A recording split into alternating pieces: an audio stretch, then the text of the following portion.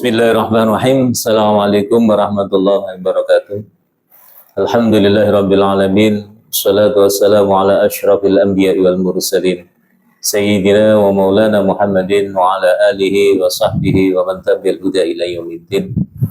Amma ba'du, para pemirsa channel LDNO Kabupaten Tuban yang saya muliakan, marilah kita bersama-sama panjatkan puji syukur kehadirat Allah Subhanahu wa taala, di mana pada kesempatan hari ini, pada bulan Ramadan ini, kita masih diberikan kenikmatan iman dan Islam, diberikan sehat dan sempat, sehingga kita tetap dalam keadaan iman kepada Allah Subhanahu wa taala, dapat menjalankan semua perintahnya, terutama dalam bulan suci ini kita menjalankan puasa Ramadan tanpa aral suatu apapun. Kedua kalinya salawat serta salam marilah senantiasa kita sanjungkan kepada junjungan kita Nabi Agung Muhammadin sallallahu alaihi wasallam yang telah membawa risalah Islam kepada kita semua. Semoga kita tetap dalam ampunannya dan berhak mendapatkan syafaatnya di yaumil uzma. Amin amin ya rabbal alamin. Para pemirsa channel YouTube LDNO Kabupaten Tuban yang saya muliakan, pada kesempatan siang hari ini kita akan membahas dengan tema berpakaian menurut agama Islam, menurut syariat Islam. Yang pertama yaitu perintah Allah. Memang di dalam Al-Quran Allah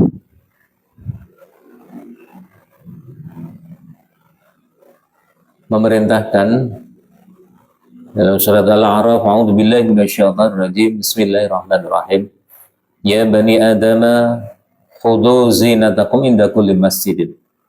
Wahai manusia, anak Adam, pakailah pakaianmu yang indah setiap memasuki masjid-masjid. Al-A'raf ayat 31. Begitu pula di dalam firman-Nya surat Al-A'raf ayat 26 disebutkan, ya bani Adam qad anzalna 'alaikum libasan yuwari sawatikum wa risha wa libasut taqwa dzalika khair dzalika min ayatillahi la'allahum yadhakkarun. Wahai anak Adam, sesungguhnya kami telah menurunkan kepadamu pakaian untuk menutup auratmu dan pakaian yang indah untuk perhiasan atau bulu. Walibasut taqwa, dan pakaian takwa, itulah yang paling baik. Yang demikian itu adalah sebagian dari tanda-tanda kekuasaan Allah, dan semoga mereka selalu mengingat Allah. Al-A'raf ayat 26. Dari dua ayat ini kita diperintahkan oleh Allah Subhanahu wa taala untuk memakai pakaian yang baik ketika kita menghadap Allah yang pertama. Secara fisik memang kita disunahkan untuk memakai pakaian yang terbaik ketika kita masuk setiap masjid.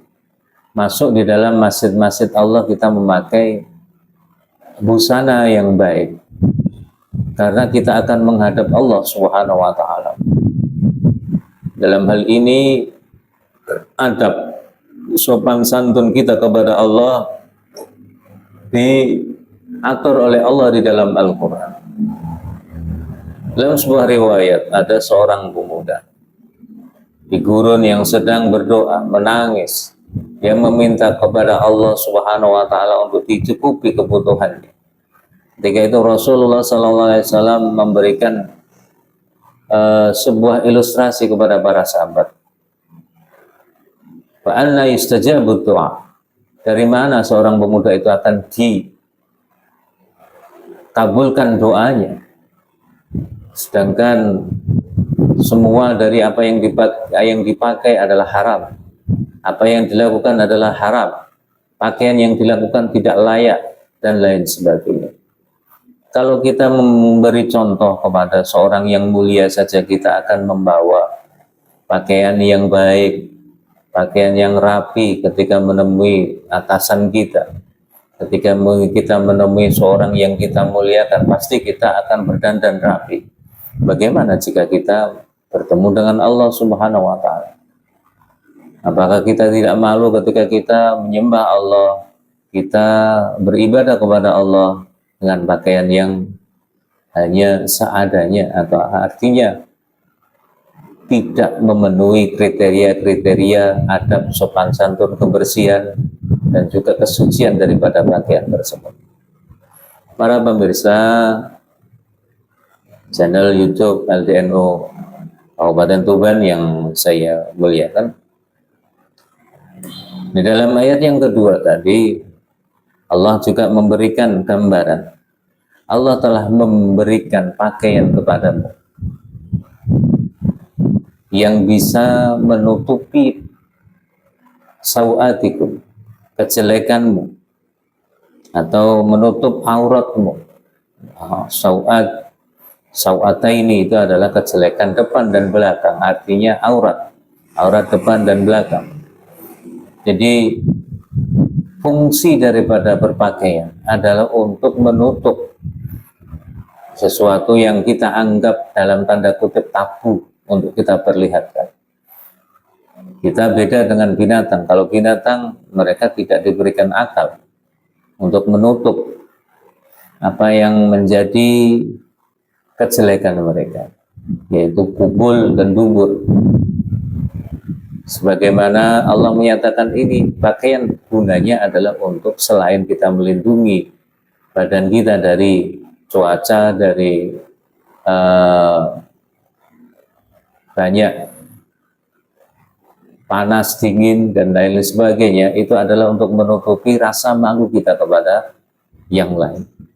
Jadi untuk menutupi aurat kita, sehingga aurat kita tertutup dengan baik dengan adanya risya, hulu, atau libasa, atau pakaian yang bisa menutupi tersebut.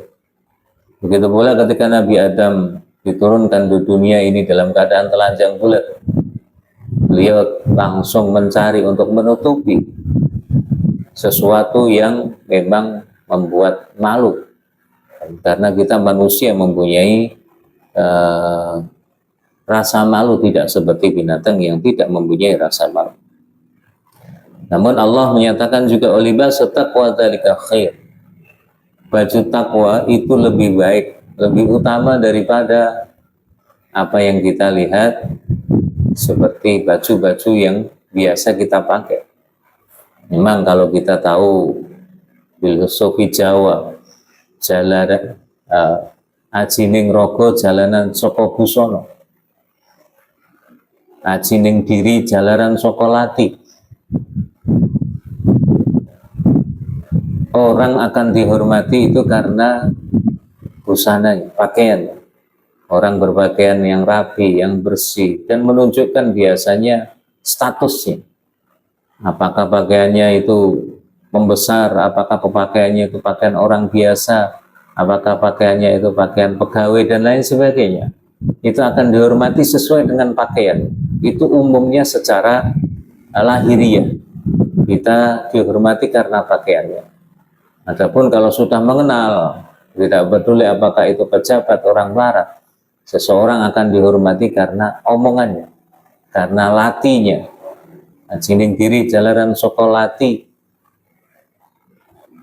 Kehormatan seseorang itu ditentukan oleh gaya bicaranya, bagaimana cara bicaranya, apa yang dibicarakan. Ini kalau kita sudah mengenal. Tapi kalau secara lahiriah kita belum mengenal, memang filosofi Jawa ini sangat mengena atau sangat penting. Seseorang berpakaian yang rapi, berpakaian yang bersih, menunjukkan identitasnya, apakah ia orang kaya, apakah ia pejabat, apakah pegawai, atau guru, atau yang lain sebagainya. Ini harus menyesuaikan dengan busananya. Maka dari itu, busana ini penting ketika kita berinteraksi dengan sesama manusia. Kita berinteraksi dengan yang lain, sehingga ini bentuk-bentuk yang kita untuk menghormati orang dan menghormati diri kita masing-masing. Para pemirsa YouTube channel LPNU Kabupaten Tuban yang saya cintai, begitu pula tadi fungsi daripada pakaian, yaitu di dalam Al-Quran Allah menyatakan wa ja'ala lakum sarabila taqikumul harra wa sarabila taqikum ba'sakum kadzalika yutimmu ni'matahu 'alaikum la'allakum tuslimun. Dan dia menjadikan bagimu pakaian yang memeliharamu dari panas dan pakaian baju besi yang memeliharamu dari peperangan. Jadi fungsi daripada pakaian disebutkan di dalam Al-Quran bahwasanya memelihara dari kondisi cuaca, dan juga pakaian besi Bapak ada itu melindungi kita ketika perang, baju zirah, baju besi atau yang lain sebagainya untuk melindungi kita ketika terjadi peperangan. Kaum muslimin yang dirahmati Allah Subhanahu wa taala, oleh karena itu dalam kita berpakaian kita harus bisa mencari, harus bisa memilih bagaimana adab tata krama pakaian yang baik untuk kita. Kalau Rasulullah Sallallahu Alaihi Wasallam lebih suka warna-warna tertentu, memang warna-warna tertentu ini memberikan harisma kepada orang yang memakainya. Misalnya afdal al-libas, pakaian yang lebih utama, lebih afdal itu adalah pakaian yang berwarna putih menurut Rasulullah. Yang disebutkan dari Ibnu Abbas radhiyallahu anhu qala Rasulullah sallallahu alaihi wasallam, dari Ibnu Abbas Rasulullah bersabda, albisu min siyabikum bil bayan, pakailah dari pakaianmu itu yang berwarna putih, fa innaha khairu siyabikum, karena itu adalah sebaik-baik pakaian kalian. Maka finu fiha mautakum, dan kafani ia dengan warna putih juga itu mautakum, orang-orang yang mati di antara kalian. Ini hadis ini menerangkan bahwasanya warna daripada pakaian disukai oleh Rasulullah SAW adalah yang paling utama warna putih. Tidak menafikan warna-warna yang lain. Misalnya dalam hadis lain Rasulullah SAW juga senang warna hijau, itu adalah kesukaan Rasulullah SAW. Adapun kadang warna ini juga mempresentasikan atau mewakili sesuatu dari hal-hal yang dianggap dalam adat tersebut tidak sesuai. Misalnya kita memakai warna merah, yang mana warna merah itu mungkin kebanggaan orang-orang kafir, mungkin kebanggaan orang-orang yang beragama lain untuk beribadah. Misalnya orang Buddha memakai warna merah dan kuning. Itu merupakan hal-hal yang menurut orang Islam kurang pas atau kurang sesuai dengan adat dan budaya Islam. Makanya Rasulullah juga memberikan peringatan supaya berhati-hati, supaya kita tidak meniru budaya orang lain yang tidak sesuai dengan budaya kita atau sesuai dengan syariat-syariat Islam. Sabda Rasulullah Sallallahu Alaihi Wasallam menyatakan, man tasyabaha biqaumin fa huwa minhum. Barang siapa orang itu menyerupai suatu kaum, maka ia termasuk dalam kelompok daripada orang tersebut. Bagaimana cara kita memakai pakaian ataupun meniru adat budaya orang lain yang tidak sesuai dengan syariat, maka kita mudah sekali meniru mereka, itu mudah sekali untuk mengikuti adat mereka, mengikuti apa yang mereka percayai, karena unsur-unsur tersebut, misalnya ada ketauhidan di dalamnya, ada kepercayaan kepada yang maha kuasa dan lain sebagainya. Ironisnya, banyak teman-teman kita, banyak dari para generasi muda ini tanpa filter, mengambil suatu budaya, meniru pakaian, meniru gaya rambut, meniru apapun ya, yang tidak sesuai dengan adat budaya kita atau adat budaya orang Islam, sehingga hampir-hampir ada dari generasi muda kita itu seperti kelakuan perilaku budaya orang-orang kafir. Ini yang memprihatinkan. Memang mereka tetap Islam, tetapi dalam gaya perilakunya mereka meniru orang-orang kafir. Misalnya ada kelompok pang yang memakai baju yang semakin tidak dicuci semakin ngepang, juga semakin tidak mandi semakin ngepang, misalnya semakin dia memakai tato dan tindik atau mungkin ngecat rambut dan lain sebagainya. Ini hal-hal yang sangat merusak di dalam Islam. Bagaimana dia akan beribadah kepada Allah dalam kondisi seperti ini? Makanya orang-orang kafir itu menyerang agama Islam itu salah satunya itu dengan 3F. Satu adalah food, dengan makanan, bagaimana orang-orang Islam mengikuti makanan mereka. Yang kedua adalah dengan fashion, yaitu cara berpakaian kita mempengaruhi dengan bagaimana kita mengikuti cara berpakaian mereka, fashion mereka, sesuai dengan zaman mereka dan lain sebagainya. Maka kita harus hati-hati membentengi anak-anak kita tentang hal ini. Rasulullah SAW sendiri memberikan contoh banyak ya. Di dalam hadisnya Rasulullah itu paling suka memakai hibarah atau jubah yang bermotif lurik-lurik, yaitu pakaian terbuat dari katun atau dari tenunan kapas dan bermotif. Kita kalau budaya di Indonesia dengan motif batik seperti ini memang tidak menyalahi aturan, karena yang tidak boleh batik itu dulu yaitu memberikan gambar-gambar berupa gambar-gambar makhluk hidup, binatang dan manusia. Tapi motif kita adalah daun-daun dan lain sebagainya. Ini mungkin bisa kita tolerir sebagai jati diri sebuah bangsa. Kalau memang itu tidak menyalahi aturan agama, maka kita juga bisa untuk mengadopsi hal-hal tersebut. Rasulullah memberikan bermotif atau lurik-lurik ya.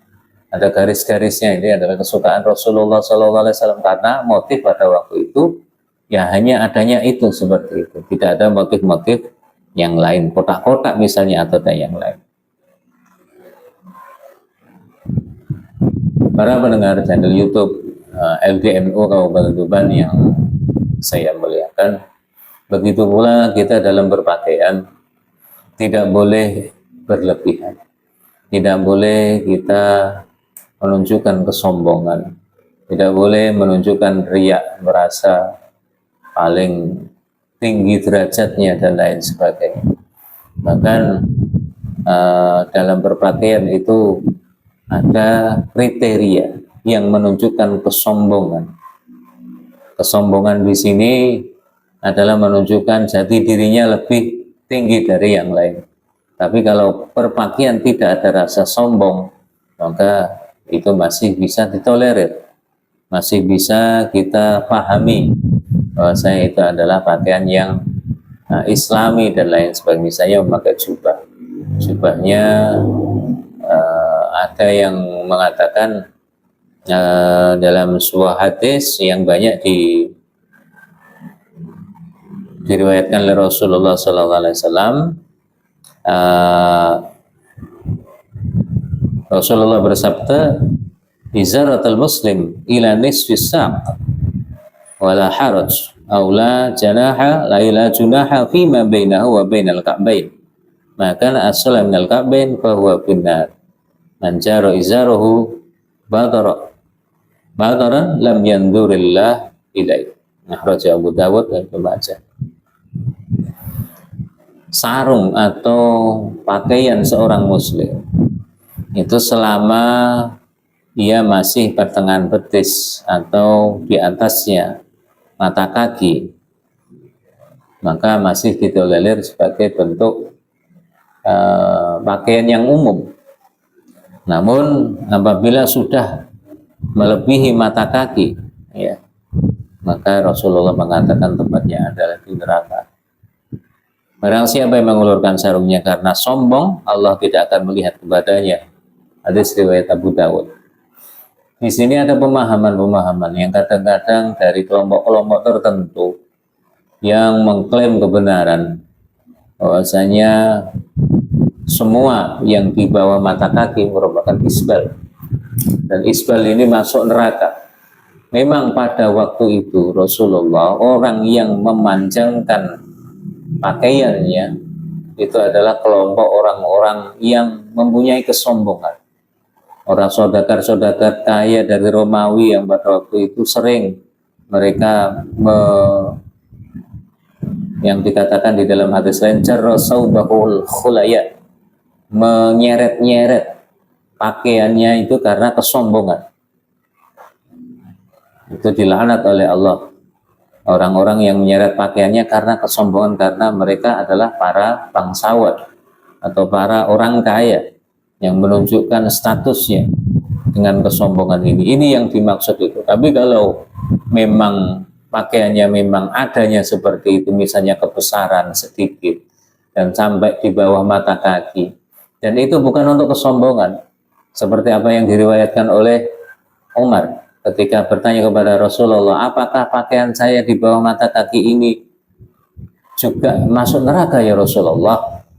Rasulullah mengatakan tidak, karena itu bukan dari kesombongan, karena itu kebiasaan kamu memakai pakaian di bawah mata kaki. Ini pengecualian-pengecualian yang ada, yang tidak bisa dikebiah-uyah atau tidak bisa digeneralisir, diumumkan atau dipandang semua sama, sehingga ini merupakan bagian daripada cara berpakaian yang tidak menuntut kesombongan itu. Kaum muslimin yang dirahmati Allah Subhanahu wa taala, pemirsa channel YouTube LPNU yang dirahmati Allah. Selanjutnya, pakaian yang baik adalah pakaian yang bersih, ya, pakaian yang rapi tentunya menunjukkan jati diri seseorang, bahwasanya seseorang itu dianggap disiplin, dianggap suka kebersihan, suka kerapian, memang ditunjukkan dari pakaiannya. Misalnya ketika kita ke kantor, minimal ya bersih dan rapi, sudah disetrika, tidak kusut. Ini merupakan bentuk cerminan seseorang itu dalam kehidupannya itu, orang tersebut memang suka kebersihan, dia suka keindahan, karena ini mengikuti apa yang menjadi sabda Rasulullah SAW. An-nadzafatu minal iman, bersih itu sebagian dari iman. Akan menjadi prasyarat dalam sholat, yaitu kebersihan tempat, kebersihan pakaian, ya, kebersihan badan itu menjadi prasyarat dalam sholat. Begitu pula keindahan, ini yang memang tidak termasuk dalam prasyarat sholat, tetapi keindahan ini sangat disukai oleh Allah Subhanahu wa ta'ala. Innallaha jamil yuhibbul jamal. Allah itu bagus, Allah itu indah, suka keindahan. Jadi Allah akan menilai seseorang itu bagaimana ia menghormati orang lain. Bukan berarti kita sombong, bukan. Tetapi menghormati orang lain dengan pakaian yang rapi, pakaian yang bagus itu untuk menghormati orang lain, supaya orang lain itu nyaman dengan kita sebenarnya. Orang lain itu bisa menerima kita. Orang lain tidak merasa risih kepada kita. Itu dalam penghormatan kepada orang lain, dan itu juga mengangkat derajat kita masing-masing. Antara mengangkat derajat kita sebagai seorang muslim, kalau bisa memakai wangi-wangian, memakai hal yang bisa membuat orang nyaman bersama kita. Intinya kita dalam bermasyarakat, dalam bermuasyarah, itu apa yang kita rasakan kepada orang lain tidak enak. Misalnya ada orang yang tidak rapi, itu merasa kita risih. Orang yang bau, meskipun bersih, itu juga merasa kita risih. Kalau kita merasa risih, bagaimana keadaan kita kepada orang lain? Kita kembalikan hal itu kepada diri kita masing-masing. Sehingga pakaian ini menjadi ukuran kita, bagaimana kita bisa menghormati orang lain. Kaum muslimin, pemirsa channel YouTube LTNU yang saya cintai, yang terakhir, selain kita membahas tentang pakaian secara zahir, tadi katakan dalam surat Al-A'raf tadi, walibasut taqwa dzalika khair, dan baju takwa inilah yang terbaik. Ini secara batin kita atau hati kita itu akan dilihat sopan, rapi, akan dilihat orang itu wibawa kalau kita memakai baju takwa. Dan inilah hasil dari berpuasa kita selama bulan Ramadan. La'allakum tattaqun, supaya kita bertakwa. Apa arti takwa itu? Melakukan perintah, menjauhi larangan. Kalau kita sering mendengar di dalam khutbah Jumat. Jadi baju ini penting. Untuk apa? Kita akan kembali kepada Allah membawa baju takwa ini. Kalau dalam filosofi Jawa kita mendengar yang namanya gending, atau namanya lagu Jawa lir ilir. Lir ilir tandure wis sumilir. Dondomono dlumatono kanggo sego mengkusur. Islam mengalir dengan sumilir, dengan menyenangkan. Ke tanah Jawa ini seperti warna hijau daun yang menyenangkan orang melihatnya, hijau padi daun yang menyenangkan orang melihatnya. Tak sengguh pengantin anyar, saking senangnya orang itu menyamakan dengan pengantin baru, agama baru yang datang ke Indonesia ini dengan cara yang lembut, cara yang bisa diterima oleh masyarakat. Sehingga ini yang menjadi ukuran Islam itu koyo pengantin anyar. Cah angon. Kita ini semuanya adalah penggembala. Kullukum ra'in wa kullu ra'in mas'ulun an ra'iyyati. Setiap kita adalah penggembala, dan penggembala itu akan bertanggung jawab terhadap gembalanya. Penekno blimbing kuwi. Kita mempunyai kewajiban untuk memanjat blimbing. Blimbing kita tahu punya sisi 5. 5 ini adalah ibaratnya rukun Islam. Ayo lakukan syahadat, sholat, puasa, zakat, haji.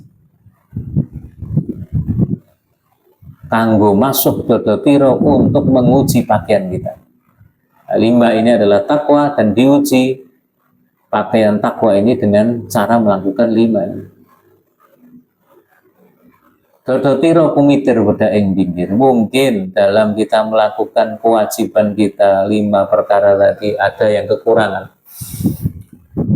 Ada mungkin puasanya kurang sempurna, sholatnya juga begitu, zakat, haji, dondomono tulumatono kanggo sebo mengkusuri. Ayo kita jahit, ayo kita perbaiki kanggo sebo mengkusuri, untuk kita mengabdi kepada Allah, untuk kita kembali kepada Allah, untuk kita bertamu. Sebo itu paseban, itu tempat atau ruang tamu.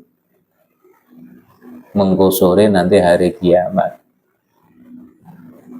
Jadi pakaian yang sudah kita tontomi, kita perbaiki, untuk apa sih? Untuk kita kembali kepada Allah dengan pakaian yang lengkap, bukan compang-camping, bukan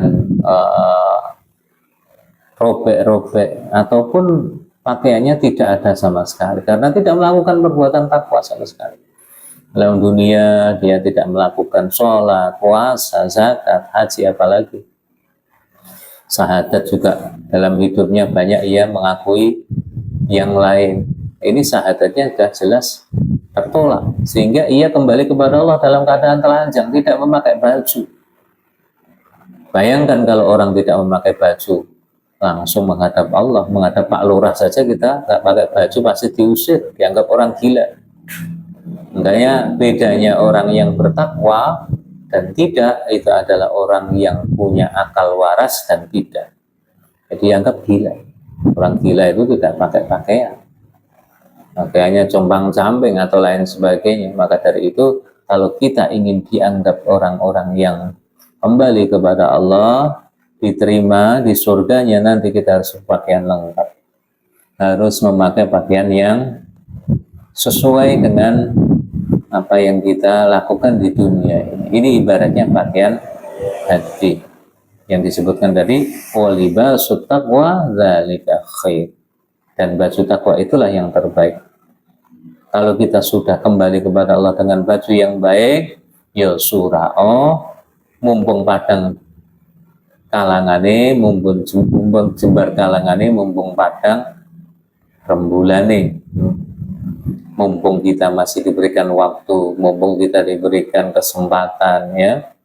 Kalau Rasulullah menyatakan ightanim khamsan qabla khamsin, gunakan 5 sebelum 5, yaitu sempat sebelum sempit, kaya sebelum larat, ya. Ada muda sebelum masa tua, hidup sebelum mati kita.